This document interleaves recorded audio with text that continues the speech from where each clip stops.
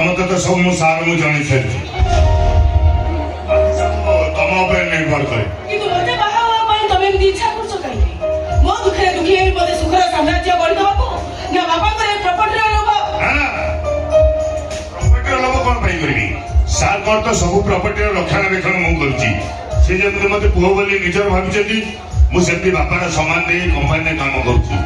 ଏ କମ୍ପାନୀର ଦରମା ନେଇ କାମ କରୁଥିଲେ ବି ଆବଶ୍ୟକ ଠାରୁ ଅଧିକ ଅର୍ଥ ଦେବା ପାଇଁ ସେ କେବେ ବି କୁଣ୍ଠାବୋଧ କରିନାହାନ୍ତି। ଆଉ ପ୍ରୀତମ ବାବୁ ବି ସେମିତି ସେ ମତେ ଆଜି ପର୍ଯ୍ୟନ୍ତ କେବେ କମ୍ପାନୀର କର୍ମଚାରୀ ବୋଲି ଭାବି ନାହାନ୍ତି। ଆମେ ଦି ଜଣ ଦି ଭାଇ ଆଉ ଦି ସାଙ୍ଗ ମଧ୍ୟ। ତମେ ଏ ଘରକୁ ବୋହୂ ହେଇ ଆସିବା ପରେ ଏ ଘର ପ୍ରତି ମୋର ଯେ କେତେ ନିବିଡ଼ ସମ୍ପର୍କ ତା ତମେ ନିଶ୍ଚୟ ଅନୁଭବ କରିପାରୁଛ। ଅନୁଭବ କଲେ ବି ପ୍ରକୃତ କଥା କଣ ଜାଣିବାକୁ ଇଚ୍ଛା ହବନି? ତମ ପ୍ରଶ୍ନ ମତେ ଆଘାତ ଦଉଛି। ମତେ ଲାଗୁଛି ମତେ ଚିହ୍ନିବାରେ ଜାଣିବାରେ ତମର କୋଉଠି ଭୁଲ ରହିଯାଇଛି। ସେମିତି କିଛି ଧାରଣା ମୋ ମନ ଭିତରେ ନାହିଁ। ଏବେ ଗୋଟେ ଖିଆଲ ମନେ ନେଇ ପଚାରିଥିଲି କାହିଁକି ନା ମୁଁ ଜଣେ ବିଧବା। ଜଣେ ବିଧବାକୁ ବିବାହ କରିବାର ଆଗ୍ରହ ପ୍ରକାଶ କରିବାରେ ମୋର ଟିକେ ସନ୍ଦେହ ହେଲା ସେଥିପାଇଁ ପଚାରିଥିଲି। ଠିକ ଅଛି ପ୍ରଶ୍ନ ପଚାର। ତମ ସବୁ ସନ୍ଦେହର ଅବସାନ କରିବା ପାଇଁ ମୁଁ ମଧ୍ୟ ରାଜି। ହେଲେ ଜଣେ ବିଧବାକୁ ବିବାହ କରିବା ପାଇଁ ରାଜି ହେବିନି କାହିଁକି? ଏ ସମାଜରେ କଣ ମୁଁ ଜଣେ ପ୍ରଥମ ପୁରୁଷ ଯିଏକି ଜଣେ ବିଧବାକୁ ବିବାହ କରିବ? ମୁଁ ମାତ୍ର 3 ମାସ ଧରି ସ୍ୱାମୀ ସୁଖ ପାଇଛି। 3 ବର୍ଷ ସ୍ୱାମୀ ସୁଖ ପାଇଥିବା ବିଧବାର ମଧ୍ୟ ବିବାହ ହଉଛି। କିନ୍ତୁ ମୁଁ ତମ ପାଇଁ ଅନ୍ୟର ଉଦ୍ଦିଷ୍ଟ।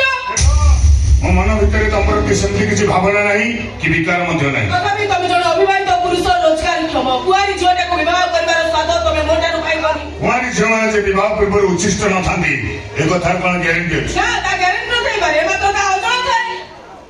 କିନ୍ତୁ ଜାଣି ଶୁଣି ଅନ୍ୟର ଉଦ୍ଦିଷ୍ଟକୁ ଗ୍ରହଣ କରିବାକୁ ତମକୁ ଘୃଣା ଲାଗିବନି? ନା ଲାଗିବନି।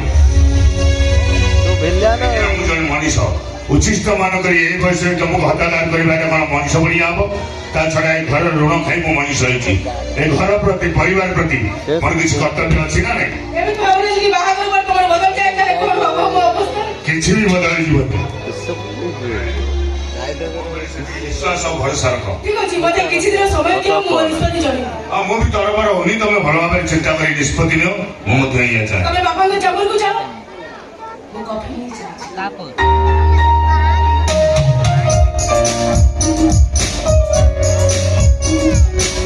ଏଇଠି ମାରିବ ଡାଇଲଗ।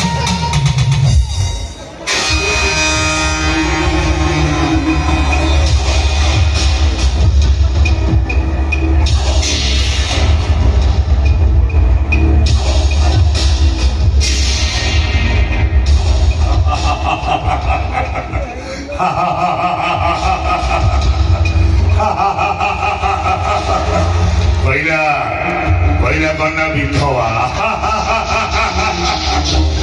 ପୁଣି ଉଚ୍ଛିଷ୍ଟ। ତୁ ବିଧବା हो कि उच्चिष्ट हो ସେଥିରେ ମୋର କିଛି ବି ଯାଏ ଆସ ନାହିଁ। ମୋର କେବଳ ଦରକାର ପଟ୍ଟନାୟକ କମ୍ପାନୀର ସମସ୍ତ ପ୍ରପର୍ଟି। ଗୋଟାଏ ପୁଅ ମରିଛି ଆତଙ୍କବାଦୀଙ୍କ ବମିଂରେ।